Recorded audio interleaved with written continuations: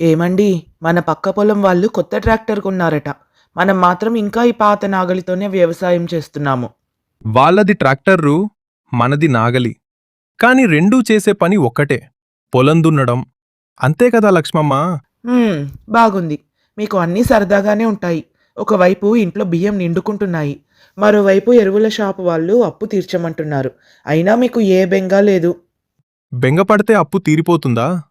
రేపటిపై ఆశతో, నవ్వుతూ, కష్టపడితేనే పరిస్థితి మారుతుంది. నాకు ఆకలి వేస్తుంది. నువ్వు ముందు నాకు అన్నం పెట్టు, ఆ తర్వాత పొలానికి వెళ్ళాలి. హ్మ్, ఏ కష్టం వచ్చినా మీకు ఈ నవ్వు మాత్రం పోదు కదా. నవ్వకపోతే కష్టాలు పోతాయా?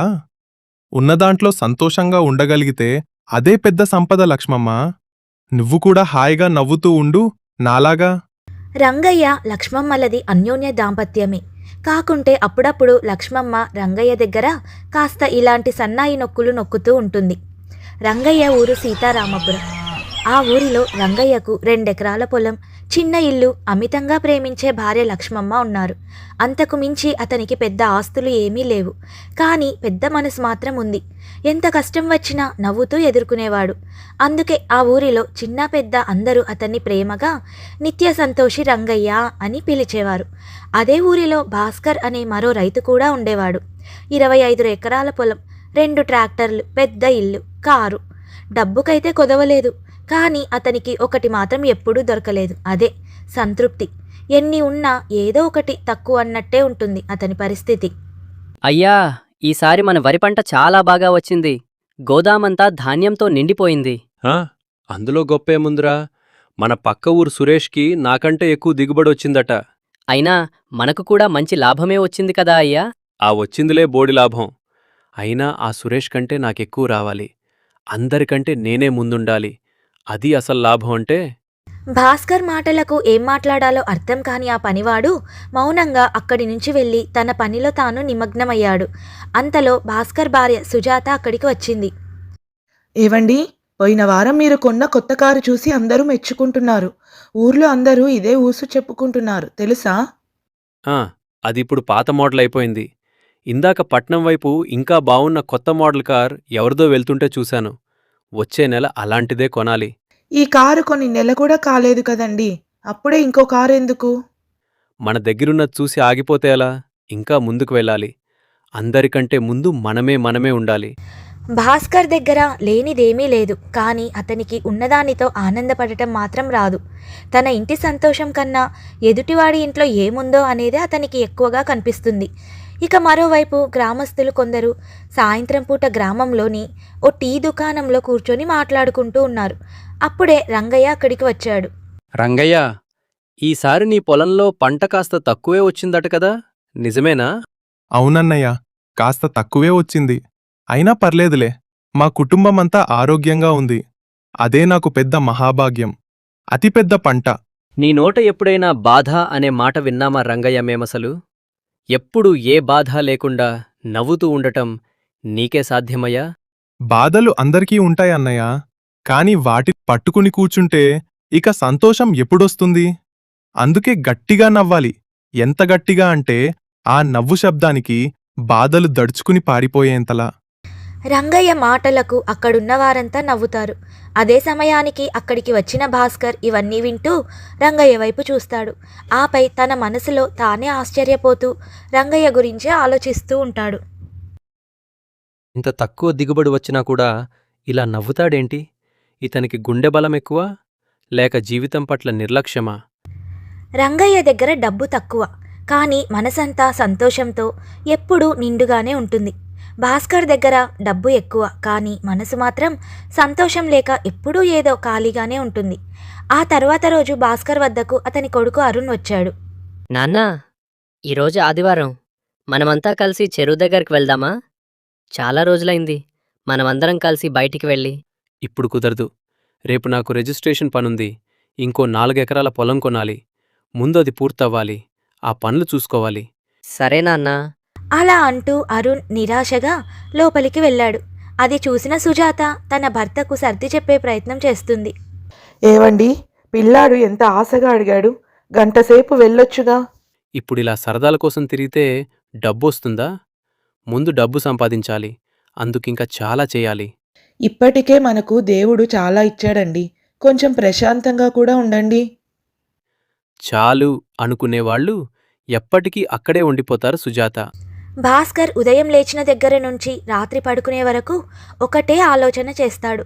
ఇంకా డబ్బు ఎలా సంపాదించాలి, ఇంకా ఎలా ఎదుటివాడిని మించిపోవాలి. తన దగ్గర ఉన్న సంతోషాన్ని ఆస్వాదించడానికి మాత్రం అతనికి సమయం ఉండేది కాదు.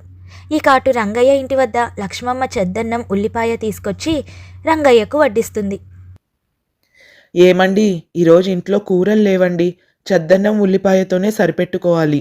అయ్యో, చద్దన్న ఉల్లిపాయనం ఉల్లిపాయ కన్నా రుచికరమైన భోజనం ఇంకేముంటుంది? పెట్టు, ఇద్దరం కలిసి తిందాం. అలా అనుకుంటూ పేదరికాన్ని కూడా ఆస్వాదిస్తూ ఆ ఇద్దరూ నవ్వుకుంటూ భోజనం చేస్తారు. అంతలో పక్కింటి చిన్న పిల్లాడు వస్తాడు. రంగయ్య మామయ్య, నాకు ఆకలిగా ఉంది. రాబాబూ, మాతో కలిసి తిందువుగాని. మనకే సరిపోదేమో అనుకుంటే నువ్వు ఇంకొకరికి కూడా పెడతానంటావేంటయ్యా? ఆకలికి పెట్టిన ముద్ద ఎప్పుడూ తగ్గదు లక్ష్మమ్మ. దేవుడు మళ్ళీ నింపేస్తాడ్లే. తన దగ్గర ఎంత ఉందో రంగయ్య ఎప్పుడూ లెక్క పెట్టలేదు. తన దగ్గర ఉన్న దాంట్లో ఇంకొకరికి ఎంత ఇవ్వగలనో మాత్రమే ఆలోచించేవాడు. అలా ఒకరోజు గ్రామంలో శ్రీరామనవమి ఉత్సవాలు జరుగుతున్నాయి. అందరూ కలిసి అన్నదానం చేస్తున్నారు.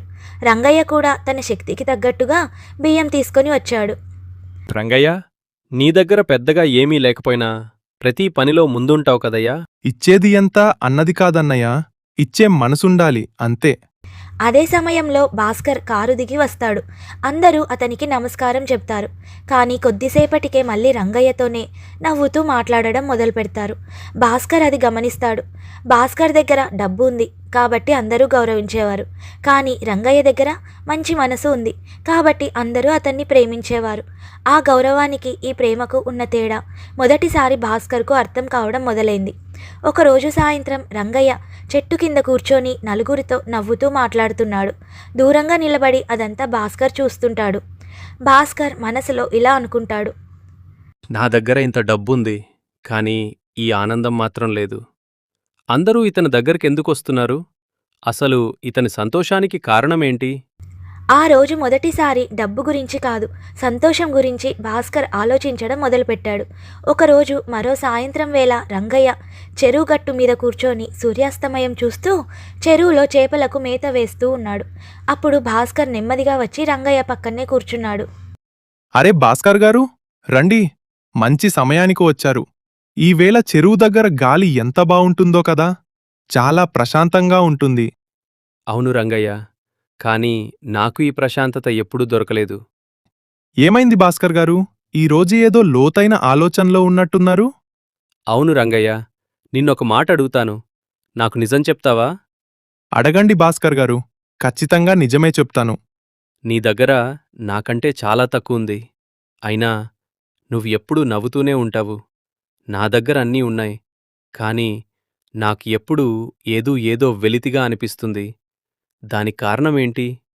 ఇన్నాళ్ళు డబ్బు గురించి మాత్రమే ఆలోచించిన భాస్కర్ మొదటిసారి జీవితంలో సంతోషం గురించి ఆలోచించాడు. అందుకు సంతోషపడిన రంగయ్య చిరునవ్వు నవ్వాడు. భాస్కర్ గారు, నేను మిమ్మల్ని ఒక చిన్న ప్రశ్న అడుగుతాను. అడుగు రంగయ్య. మీకు మొదటి ట్రాక్టర్ కొన్నప్పుడు ఎంత ఆనందం వేసింది? చాలా ఆనందం వేసింది. తర్వాత రెండో ట్రాక్టర్ కొన్నారు. అప్పుడు మొదటి ట్రాక్టర్ కొన్నప్పుడు వచ్చినంత ఆనందం మీకు కలిగిందా? లేదు రంగయ్య. మరి కారు కొన్నప్పుడు? ఆ కొన్ని రోజులే ఆ ఆనందం కూడా. పెద్ద ఇల్లు కట్టినప్పుడు? కొద్ది రోజులే. చూసారా, డబ్బు వస్తువులు కొనిస్తుంది, కాని వాటితో వచ్చే ఆనందం కొంతకాలమే ఉంటుంది. కాని మనసుకు సంతృప్తి ఉంటే మాత్రం ఆ ఆనందం ఎప్పుడూ ఉంటుంది. అందుకోసం మనం చెయ్యాల్సింది లేని దానికోసం ఆరాటపడటం కాదు, ఉన్నదానిని ప్రేమించడం. అంటే ఇన్నాళ్లు నేను తప్పుదారిలో పరిగెత్తానా? కాదు భాస్కర్ గారు, పరిగెత్తడం తప్పు కాదు, కాని పరిగెత్తే క్రమంలో మన దగ్గర ఉన్న ఆనందాన్ని మర్చిపోవటమే తప్పు. రంగయ్య మాటలు భాస్కర్ గుండె లోతుల్లోకి వెళ్ళాయి. ఇన్నాళ్ళు సంపాదన పెరిగింది, కానీ సంతృప్తి మాత్రం పెరగలేదని అతనికి అర్థమైంది. ఆ మరుసటి రోజు భాస్కర్ ఇంట్లో తన కొడుకు పుస్తకం చదువుకుంటూ ఉంటాడు. అప్పుడు భాస్కర్ తన కొడుకును పిలిచాడు. అరుణ్, ఇలారా, ఈరోజు మనం సరదాగా చెరువు దగ్గరకు వెళ్ళి వద్దాం. నిజంగానా నాన్నా? అవును, ఈరోజు పని కంటే నీతో గడపడమే నాకు ముఖ్యం. అరుణ్ ఆనందంగా తండ్రిని హత్తుకున్నాడు. సుజాత ఇవన్నీ చూసి సంతోషంగా నవ్వుతుంది. ఆ రోజు నుండి భాస్కర్ మారిపోయాడు. అతను సంపాదించడం మానలేదు, కానీ సంపాదించిన జీతాన్ని, అతని జీవితాన్ని ఆస్వాదించడం మొదలుపెట్టాడు. కుటుంబానికి సమయం కేటాయించాడు. పనివాళ్లతో ప్రేమగా మాట్లాడుతున్నాడు. గ్రామంలో అందరితో కలిసిమెలిసి ఉండటం ప్రారంభించాడు. అలా కొద్ది రోజుల తర్వాత ఈరోజు మన ఊర్లో 2 మంచి విషయాలు జరిగాయి. అందులో ఒకటి మన భాస్కర్ గారు. గ్రామంలో పాఠశాలకు పుస్తకాలిచ్చారు, చెరువు శుభ్రం చేయించారు. అన్నిటికంటే ముఖ్యంగా ఇప్పుడు ఎప్పుడూ నవ్వుతూ అందరితో కలిసిపోతున్నారు. అలాగే ఇక మరో మంచి విషయం, అందరూ ఆనందించే శుభవార్త ఏమిటంటే, ఈ ఏడాది వ్యవసాయ శాఖ నిర్వహించిన రైతుల ఎంపికలో మన నిత్య సంతోషి రంగయ్యకు ఉత్తమ రైతు అవార్డు లభించింది. బహుమతిగా నగదు ప్రోత్సాహకం, ప్రశంసాపత్రం కూడా రంగయ్య అందుకున్నాడు. ఇది మన ఊరు గర్వించాల్సిన విషయం. కష్టాన్ని నమ్ముకున్న రైతుకు ఆలస్యమైనా ఆ దేవుడు మంచి ఫలితమే ఇస్తాడని రంగయ్య మరోసారి నిరూపించాడు. అక్కడ ఉన్న అందరూ సంతోషంగా చప్పట్లు కొడుతూ రంగయ్యను అభినందించారు. భాస్కర్ నెమ్మదిగా రంగయ్య దగ్గరకు వచ్చి, రంగయ్య, ఇన్నాళ్ళు నేను డబ్బే సంపాదించాను, కానీ సంతోషాన్ని మాత్రం సంపాదించలేకపోయాను. నువ్వు ఒక మాటతో నా జీవితాన్ని మార్చేశావు. నేను ఏమీ చేయలేదు భాస్కర్ గారు. మీరు మారాలి అనుకున్నారు, అందుకే మారగలిగారు. అలా అనడం నీ గొప్పతనం రంగయ్య. ఇక నుంచి నువ్వే కాదు, నేను కూడా నిత్య సంతోషినే.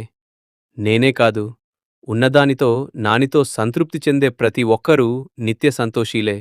మనిషి దగ్గర ఎంత డబ్బు ఉంది అన్నది కాదు, ఉన్న దాంట్లో ఎంత సంతృప్తిగా జీవిస్తున్నాడన్నదే నిజమైన సంపద.